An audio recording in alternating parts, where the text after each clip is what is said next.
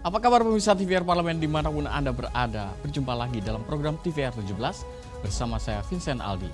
Tepat pukul 17 waktu Indonesia Barat kami hadirkan kepada Anda sejumlah informasi paling baru dan menarik tentunya seputar kinerja dan kegiatan DPR RI yang telah disajikan oleh redaksi TVR Parlemen.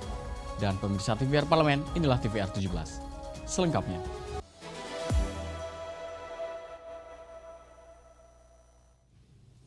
Beberapa waktu lalu viral video seorang karyawati toko roti di Jakarta Timur mengalami penganiayaan oleh anak atasannya dan anggota Komisi 3 DPR RI meminta kepolisian tidak pandang bulu dalam menindaklanjuti kasus tersebut dan benar-benar mendalami kebenaran pelaku yang disinyalir mengalami keterbelakangan mental.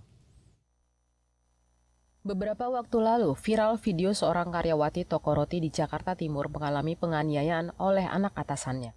Kasus tersebut telah ditingkatkan kepolisian ke tahap penyidikan. Anggota Komisi 3 DPR RI meminta jajaran kepolisian lebih responsif menangani laporan, apalagi alat bukti sudah cukup kuat. Rikuwanto mengatakan, kepolisian harus bersungguh-sungguh menangani laporan-laporan masyarakat terkait tindakan penganiayaan karena banyak kritik dan keluhan masyarakat yang menilai proses hukum terhadap kasus penganiayaan masih lamban. Kepolisian perlu melakukan evaluasi agar bisa merespon cepat segala bentuk laporan masyarakat untuk menghindari sentimen no viral, no justice. Selain itu, agar masyarakat semakin percaya pada kinerja kepolisian. Saya tadi lihat penyelidikannya hampir 1 bulan. Terus penangkapannya hampir 1 bulan juga. Itu pun setelah viral. Nah ini jadi catatan juga, seharusnya itu bisa lebih cepat lagi ya. Kalau saya berpikir sebagai anggota Polri dahulu, kalau kita fokus kejadian itu langsung ditangani, 3 sampai seminggu itu, 3 hari sampai seminggu selesai itu. Ya, itu kasus nyata dan kelihatan dan terbuka. Tinggal gercepnya anggota itu. Nah, ini jadi pertanyaan masyarakat juga, ya koreksi juga untuk kepolisian, terutama Jakarta Timur. Ya, jadi yang seperti itu seharusnya cepat geraknya. Rikuwanto juga meminta kepolisian tidak pandang bulu dalam menindaklanjuti kasus penganiayaan karyawati toko roti tersebut dan benar-benar mendalami kebenaran kalau pelaku yang disinyalir mengalami keterbelakangan mental. Dodi dan Yoga TVR Parlemen melaporkan. Pemirsa Komisi 12 DPR RI mengungkapkan ada sejumlah pelanggaran kepatuhan oleh WDB Nikel atas regulasi sektor pertambangan. Dan hal tersebut mengakibatkan ketidaksesuaian data input produksi yang dilaporkan ke pemerintah dengan data real hasil produksi smelter. Jadi ini timbangan ada, tapi ini nggak fungsi. Karena dia alasannya katanya yang seberang belum ada, tapi udah dibuat. Nah, ini kita lihat nih, para pengangkut ore tuh kan. Ini truk-truk pengangkut ore, coba dilihat itu. Jadi sama sekali lewat tanpa melalui timbangan, kan? Tidak melalui timbangan. Nah, jadi mereka semua main lewat-lewat aja, kan? Tim kunjungan kerja Komisi 12 DPR RI dipimpin Wakil Ketua Komisi Bambang Haryadi melakukan sidak ke salah satu jembatan timbang PT WDB Nikel menjadi pemasok ore nikel untuk kawasan industri PT Indonesia WDB Industrial Park. Bambang Haryadi mengungkapkan ada sejumlah pelanggaran kepatuhan oleh WDB Nikel. Misalnya, tidak semua truk pengangkut ore nikel melakukan aktivitas penimbangan sebagaimana mestinya. Hal tersebut mengakibatkan ketidaksesuaian data input produksi yang dilaporkan ke pemerintah dengan data real hasil produksi smelter. Jika terus dibiarkan, akan mengakibatkan kerugian negara. Tidak bisa memastikan berapa ore yang mereka tambang dan berapa ore yang mereka jual kan di sini. Jadi secara tidak langsung kami bukan menyampaikan ini ilegal, tapi bagaimana negara bisa mengetahui secara pasti berapa yang ditambang dan berapa yang akan dijual ke industri itu sendiri, sehingga kita kebocoran terkait pendapatan negara dari sektor minerba itu bisa terpantau secara jelas gitu. Bambang Haryadi mengimbau Ditjen Minerba Kementerian SDM selama ini telah lalai mengontrol pengangkutan hasil tambang melalui jalur darat. Dari Maluku Utara, Alfad Rizky TVR Parlemen melaporkan. Pemirsa, saat hari pemungutan suara Pilkada serentak 2024, 4 daerah di Sumatera Utara mengalami bencana hidrometeorologi yang menelan puluhan korban jiwa dan Ketua Komisi 8 DPR RI Marwanda Sopang akan memastikan edukasi dan mitigasi bencana kepada masyarakat di Sumatera Utara bisa berjalan lebih efektif. Menjelang dan saat hari pemungutan suara Pilkada serentak 2024, 4 daerah di Sumatera Utara mengalami bencana hidrometeorologi yang menelan puluhan korban jiwa. Menghadapi ancaman bencana hidrometeorologi yang diprediksi masih berpotensi terjadi di Sumatera Utara, Komisi 8 DPR RI mendorong peningkatan komunikasi dan sosialisasi yang lebih intens dari pemangku kepentingan kepada masyarakat. Ketua Komisi 8 DPR RI Marwanda Sopang menyampaikan, data potensi bencana sudah tersedia di sejumlah instansi terkait seperti BPBD dan Kementerian Sosial. Namun, upaya penyampaian informasi atau sosialisasi dan edukasi kepada masyarakat masih menghadapi berbagai tantangan. Banyak masyarakat yang tidak merespon imbauan meski potensi bencana sudah disampaikan. Korban itu mestinya tidak sampai seperti itu, longsor bisa 10 orang gitu kan. Nah itu miris sekali kita. Nah hambatannya apa? Kalau pemetaan sudah ada, mungkin SDM atau kesadaran masyarakat, berarti kita kan butuh sosialisasi. Satu komunikasi yang perlu dilakukan peningkatan, diintenskan penyampaian informasi bahwa satu bagian tugas pemerintah pusat, tugas pemerintah provinsi, kabupaten, dan sekaligus tugas masyarakat. Nah, tapi karena belum terkoordinasi dengan baik sehingga kita mengalami kesulitan. Marwanda Sopang menambahkan, Komisi 8 DPR RI akan membahas solusi dengan BPBD dan instansi terkait untuk memastikan edukasi dan mitigasi bencana kepada masyarakat di Sumatera Utara bisa berjalan lebih efektif. Langkah ini diharapkan bisa meminimalkan korban jiwa di masa depan. Dari Sumatera Utara, Asfia Fuada, TVR Parlemen, melaporkan. Penggunaan senjata api sejatinya telah diatur dalam Peraturan Kapolri tahun 2009 yang mengharuskan polisi untuk memberikan peringatan yang jelas sebelum meletuskan timah panas. Namun, kasus penembakan oleh polisi yang belakangan terjadi menunjukkan bahwa tidak sepenuhnya peraturan tersebut berhasil ditegakkan. Informasi selengkapnya kami hadirkan usai jeda. Tetaplah di TVR 17.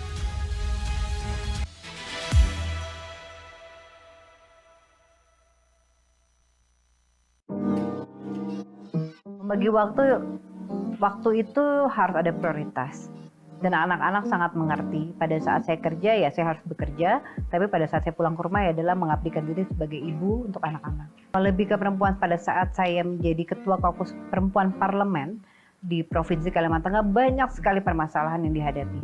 Pertama adalah kekerasan rumah tangga, kedua adalah pernikahan dini, anak-anak di bawah umur, ketiga adalah masalah stunting.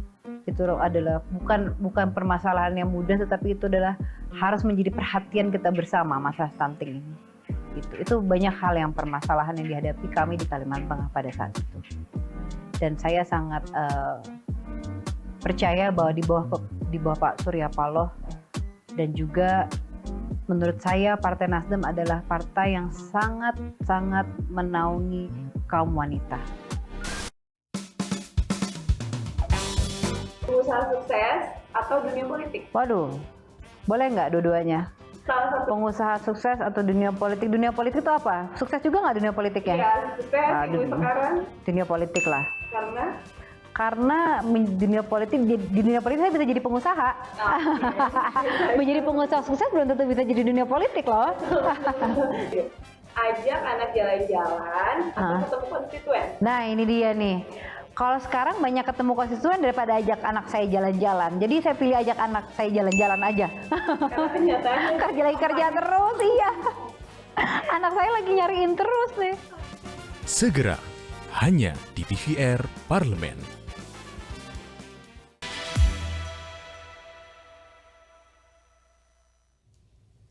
Terima kasih Anda masih bersama kami di TVR 17. Pemirsa, belajar dari kasus polisi tembak polisi di Solok maupun kasus polisi tembak siswa SMK di Semarang, DPR RI mendesak Kapolri dan jajarannya untuk lebih selektif dalam memberikan senjata api kepada personelnya. Di sisi lain, peristiwa yang terjadi di instansi Polri saat ini seharusnya dapat dijadikan momentum untuk mengevaluasi aturan penggunaan dan pengelolaan senjata api. Simak informasi mendalam yang telah dirangkum oleh tim redaksi TVR Parlemen dalam segmen Lensa Parlemen berikut ini.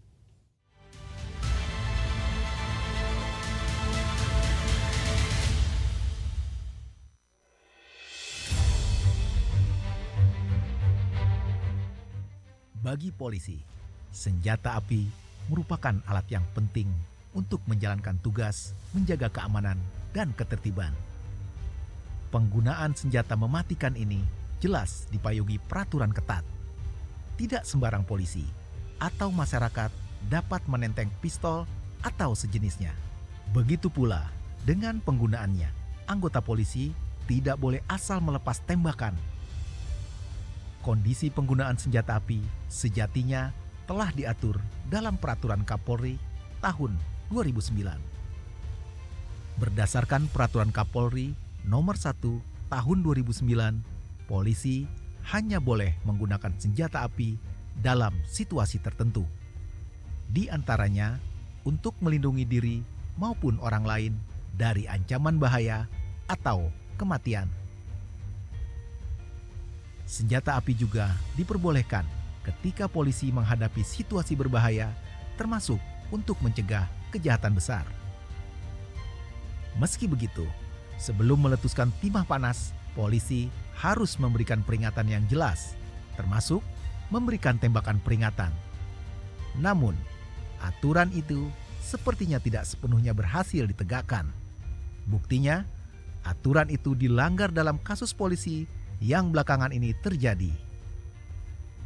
Seperti kasus polisi tembak polisi di Solok maupun kasus polisi tembak siswa SMK di Semarang. Menanggapi kasus polisi koboi itu, anggota Komisi 3 DPR RI Rikwanto mendesak Kapolri dan jajarannya untuk lebih selektif dalam memberikan senjata api kepada personilnya. Walaupun dia dinasnya di reskrim atau di tempat vital lainnya yang seolah-olah harus menggunakan senjata, tapi kalau baginya itu bisa membahayakan dalam arti secara psikologis, belum dapat mengendalikan senjata itu, tidak usah dikasih. Ya, tidak semua yang lulus tes itu harus dikasih. Ya, karena memang senjata itu kalau orang bilang tuh berhantu ya. Kalau ada konflik sedikit maunya angkat senjata. Di sisi lain, peristiwa yang terjadi di instansi Polri saat ini seharusnya dapat dijadikan momentum untuk mengevaluasi aturan penggunaan dan pengelolaan senjata api. Tindak lanjutnya kami akan panggil Dirpropam kita untuk secara umum. Jangan-jangan ada yang salah nih dalam tata kelola dan manajemen penggunaan senjata ini, senpi ini. Perlu perbaikan aturan yang lebih ketat sehingga senjata api betul-betul hanya digunakan pada situasi khusus. Utamanya untuk melindungi nyawa, bukan malah memakan korban jiwa.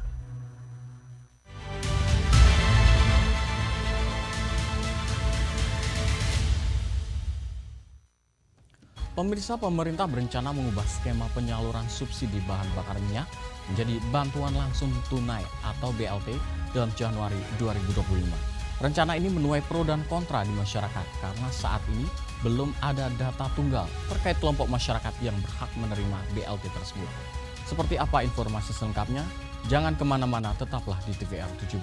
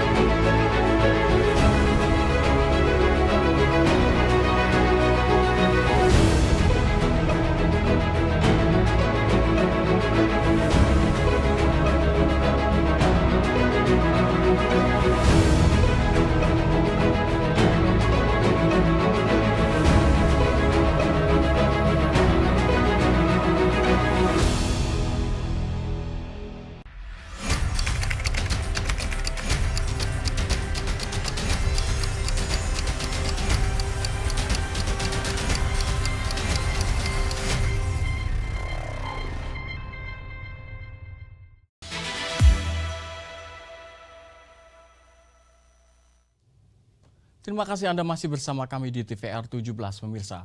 Komisi 12 DPR RI meminta pemerintah untuk penyelesaian persoalan dari database tunggal untuk bantuan langsung tunai agar nantinya BLT yang diberikan tepat sasaran dan bermanfaat bagi masyarakat yang membutuhkan, sehingga penyalurannya pun diminta untuk tidak terburu-buru. Untuk selengkapnya berikut laporan rekan kami Nazia Sudirja dari Senayan, Jakarta. Baik pemirsa TVR Parlemen dimanapun Anda berada, seperti diketahui bahwa pemerintah saat ini akan mengganti subsidi BBM untuk beralih menjadi bantuan langsung tunai. Lantas seperti apa pendapat dari DPR RI sendiri terkait dengan rencana pemerintah mengganti subsidi BBM menjadi BLT ini dan seperti apa pengawasan yang akan dilakukan? Saat ini telah hadir bersama saya Ibu Nevi Zuhairina dari fraksi PKS ya Bu, dari Komisi 12 DPR RI. Baik Bu, terkait dengan rencana pemerintah untuk mengganti subsidi BBM ini menjadi bantuan langsung tunai ini, seperti apa pendapat Ibu? Ini masih dalam kajian ya oleh pihak pemerintah. Kami dari DPR RI yang memiliki fungsi pengawasan tentunya harus tepat sasaran ya kepada pengguna yang menerima subsidi yang tadinya dia dapatkan langsung berupa produk, tapi sekarang sudah menjadi BLT. Karena jangan sampai juga nanti kejadian seperti subsidi BBM kita sekarang ini kan sudah berlangsung lama kedengaran ceritanya, pengawasannya kurang, tidak tepat sasaran, ya, dan selalu itu diulang-ulang terus setiap tahun, ya. Nah sehingga begitu itu diganti BLT, ini juga dipastikan walaupun masih dalam kajian tepat sasaran juga buat para penggunanya. Nah ini kan kita datanya dari mana? DTKSK, data BPSK, ya, atau yang pasti kalau kita minta sih sebetulnya data tunggal. Ya artinya udah campur DTKS sama dari BPS. Kemarin saya dengar dari BPS yang akan memberikan data. Nah ini jadi data tunggal penerima BLT ini harus punya ya untuk kita memudahkan pengawasan. Nah ini harus dikaji betul oleh pemerintah. Jangan juga nanti tidak tepat sasaran seperti kejadian kemarin BBM subsidi. Tapi menurut Ibu rencana untuk menjadikan subsidi BBM ini ke BLT ini sudah efektif belum sih kalau seperti yang Ibu lihat? Kalau efektif saya pikir kalau itu tepat sasaran pasti efektif. Ya kalau itu tepat, nanti kan kita kan biayanya kan jadi keekonomian ya. Dan tentu nanti akhirnya ketika mereka kurang mendapatkan untuk membeli BBM atau yang lainnya, nah mereka kan bisa digunakan BLT tersebut. Tapi kalau ternyata BLT yang digunakan untuk yang lain, tidak untuk subsidi energi yang dia gunakan sehari-hari dalam rumah tangganya atau dalam kendaraannya, nah itu jadi tidak tepat sasaran. Dia pengawasan mekanismenya juga itu harus butuh kajian yang sangat mendalam. Terus datanya juga kajian mendalam. Nah ini tugas ya kami DPR RI yang mengawasinya gitu.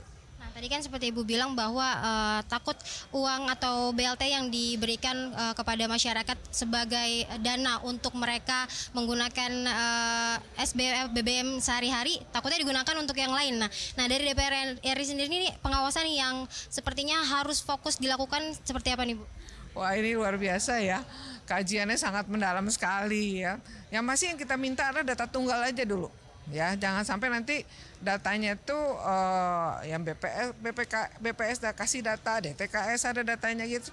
Pasti kan buat keluarga tidak mampu subsidi ya. Nah, ternyata nanti datanya tidak tepat sasaran lagi, datanya bermasalah lagi ya sehingga niat baik pemerintah untuk mengganti menjadi BLT akhirnya digunakan lagi buat yang keluarga yang mampu lagi. Nah, ini ya jadi tidak tercapai lagi tujuan kita gitu. Terima kasih Bu atas waktunya. Baik pemirsa, itu tadi wawancara saya dengan Ibu Nevi Zuhairina terkait dengan rencana pemerintah mengganti subsidi BBM menjadi bantuan langsung tunai. Dan tadi memang ditekankan oleh Bu Nevi Zuhairina bahwa pemerintah saat ini sedang mengkaji rencana tersebut. Dan memang hal yang perlu difokuskan dalam kajian tersebut adalah terkait dengan data dari penerima BLT tersebut pemirsa, di mana disampaikan bahwa jangan sampai subsidi BBM dalam bentuk BLT ini tidak lagi tepat sasaran seperti subsidi BBM yang telah dilakukan sebelumnya.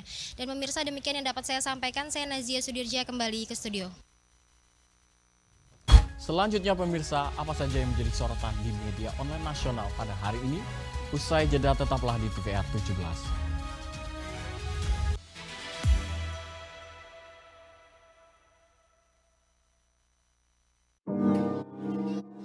Membagi waktu itu harus ada prioritas. Dan anak-anak sangat mengerti. Pada saat saya kerja ya saya harus bekerja, tapi pada saat saya pulang ke rumah ya adalah mengabdikan diri sebagai ibu untuk anak-anak. Lebih ke perempuan, pada saat saya menjadi ketua Kaukus Perempuan Parlemen di Provinsi Kalimantan Tengah, banyak sekali permasalahan yang dihadapi. Pertama adalah kekerasan rumah tangga.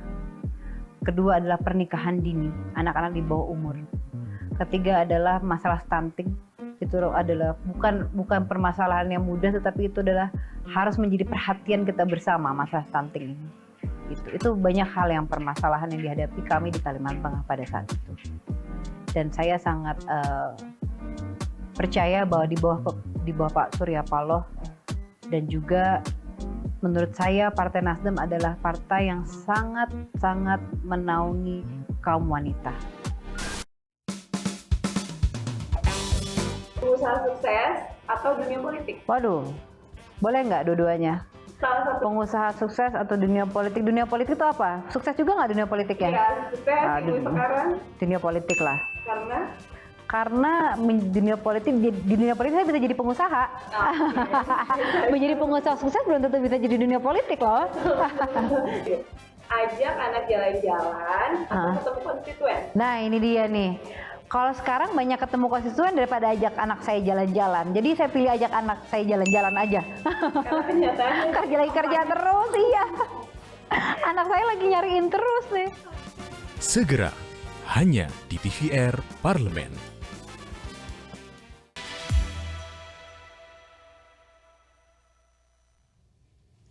Terima kasih Anda masih bersama kami di TVR 17 pemirsa.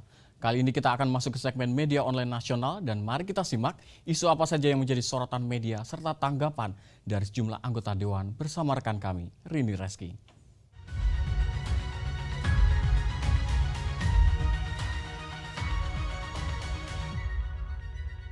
Baik, terima kasih rekan Vincent Aldi. Dan pemirsa, selamat sore. Kita masuk ke berita pertama yang menjadi headline di media online pada hari ini, yaitu mengenai judi online yang merusak tatanan kehidupan berbangsa dan juga bernegara. Kita lihat pemirsa ke layar kaca. Di sini, Wakil Ketua DPR RI yaitu Cucun Samsurizal menyebutkan bahwa judi online telah menjadi ancaman serius yang merusak tatanan kehidupan berbangsa dan juga bernegara, pemirsa. Tentunya praktik ini ibarat virus yang menginfeksi seluruh sendi kehidupan masyarakat Indonesia dengan dampak buruk yang meluas ke berbagai aspek sosial dan juga ekonomi, termasuk peningkatan angka perceraian, kekerasan dalam rumah tangga hingga kejahatan yang disebabkan oleh kecanduan judi. Sebagai informasi nih pemirsa, Jawa Barat saat ini menjadi provinsi dengan jumlah pemain judi online terbanyak se-Indonesia. Dengan total nilai transaksi mencapai 3,8 triliun rupiah. Tentunya keberhasilan pemberantasan judi online membutuhkan koordinasi yang erat antara berbagai lembaga, seperti Kominfo, OJK, Polri, dan juga Kejaksaan. Dan penanganan judi online ini memerlukan langkah-langkah konkret, termasuk pelibatan legislatif dalam mendukung kebijakan pemerintah. Baik, kita beralih ke berita selanjutnya yang juga menjadi headline di media online pada hari ini, yaitu tinjau lokasi longsor di Desa Dompiong. Novita Hardini berikan bantuan dan juga dukungan moral kepada warga. Kita lihat kembali ke layar kaca.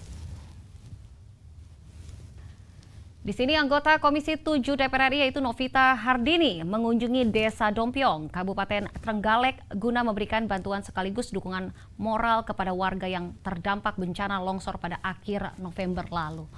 Didampingi oleh Camat Bendungan Jatmiko, serta perangkat desa setempat, Novita di sini meninjau rumah warga yang rusak parah, sekolah TK yang terdampak, serta sejumlah infrastruktur yang mengalami kerusakan akibat longsor. Sebagaimana diketahui nih pemirsa, longsor pada 26 November 2024 kemarin disebabkan oleh hujan deras yang melanda wilayah tersebut. Dan material longsor sempat menutup 4 akses jalan utama dan juga berdampak pada beberapa titik di Desa Dompiong dan juga Desa Masaran. Baik, itu tadi headline di media online pada hari ini yang saya sampaikan terkait dengan judi online yang merusak tatanan kehidupan berbangsa dan bernegara, serta tinjau lokasi longsor di Desa Dompiong. Novita Hardini memberikan bantuan dan juga dukungan moral kepada warga sekitar. Sekian dari saya Rini Reski, kembali ke rekan Vincent. Terima kasih, selamat sore dan sampai jumpa.